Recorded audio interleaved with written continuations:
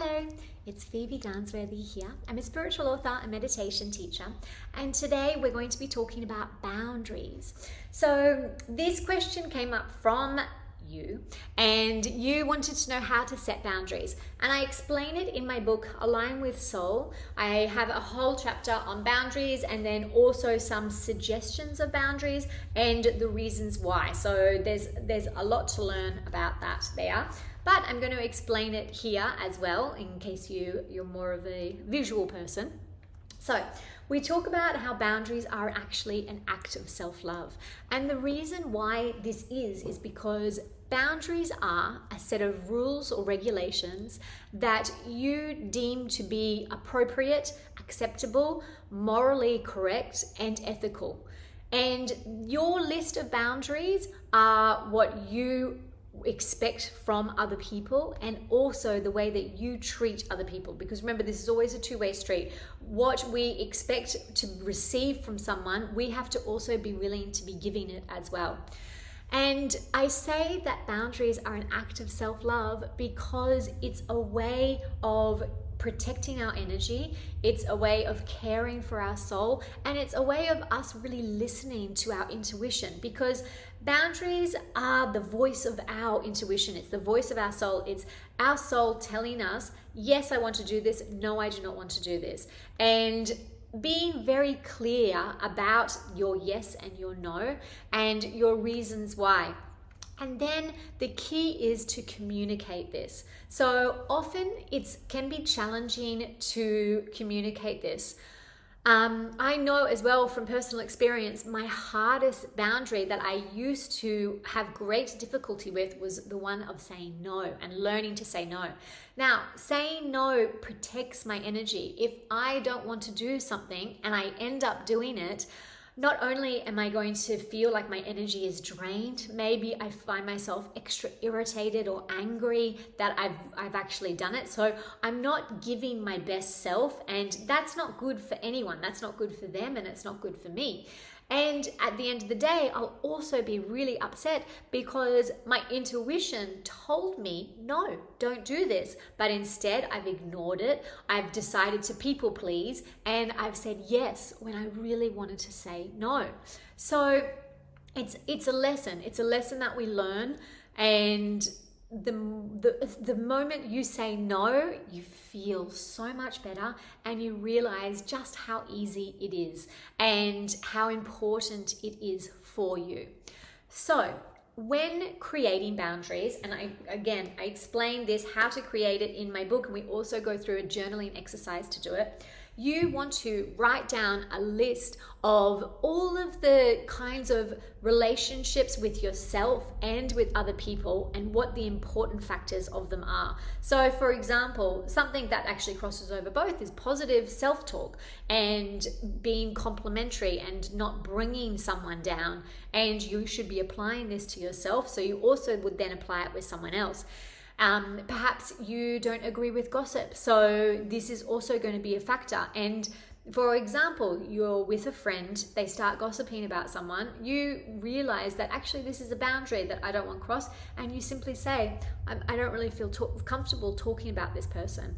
I don't really like gossip because this, and this, because we don't know if it's true, because it can actually hurt someone. And the more that we're open in our communication and the more we explain and express ourselves, the more respect we're going to have for one another, and also people are going to learn, people are going to understand, and it will help them strengthen their own relationships. Now, what about when you have to do something that you don't want to do and you're really worried about hurting the other person's feelings? So there's two different ways I would go around this. One is analyze the situation, understand whether they have the emotional maturity to understand if you say, I don't have the energy for this engagement right now. I really would love to come to this event, but I'm just not feeling myself, and I feel like I need to, nurture my own energy right now. If they can handle that truth, then talk about it, be open and communicate, explain what you're going through and why you can't really come. If you understand that maybe they wouldn't take it that well. Maybe they'll take it personally. Understand that that's their own perception as well. But you don't have to go out of your way to be nasty and being like, no, I don't want to come because it's not good enough for me, or I don't want to do this. I'm not going to see anyone. I don't care to associate with. So also be very careful about reading the room and understanding why you don't want to do something, and is it going to hurt someone in the long run? Because then you're also going to take it back onto yourself. And if someone was doing it to you, would you be offended? Would it hurt you? Would you rather someone say, I'm not feeling this, I'm not in the right headspace to be able to be, at an event and entertain and enjoy other people's energies, rather than I just don't want to go right now. So it really is important to understand the reasons why you are saying something, why your action is doing this, and also if you're hurting someone in the process.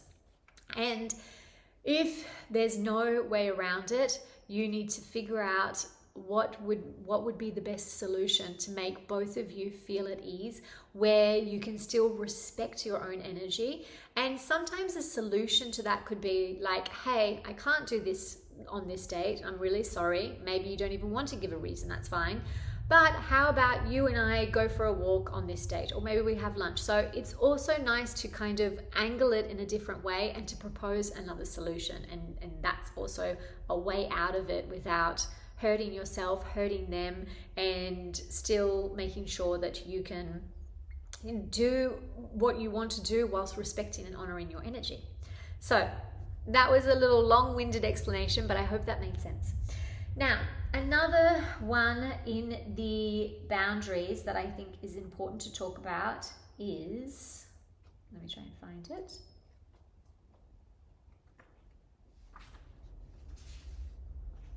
Okay, so another boundary that I think is really important is I am responsible for my own happiness.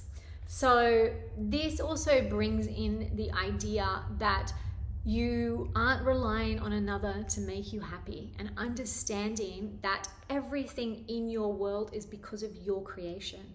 So if there are negatives in your world, this is your opportunity to make changes, and it's your invitation to really co-create your destiny with the universe.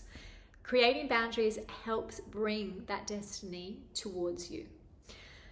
And so in the book, we go through some questions of what kind of behavior do I believe is acceptable? What kind of behavior do I believe is unacceptable? And as you're going through this, you're able to understand what your own beliefs and what kind of boundaries you think are important to your life and to help with your self-love and self-care.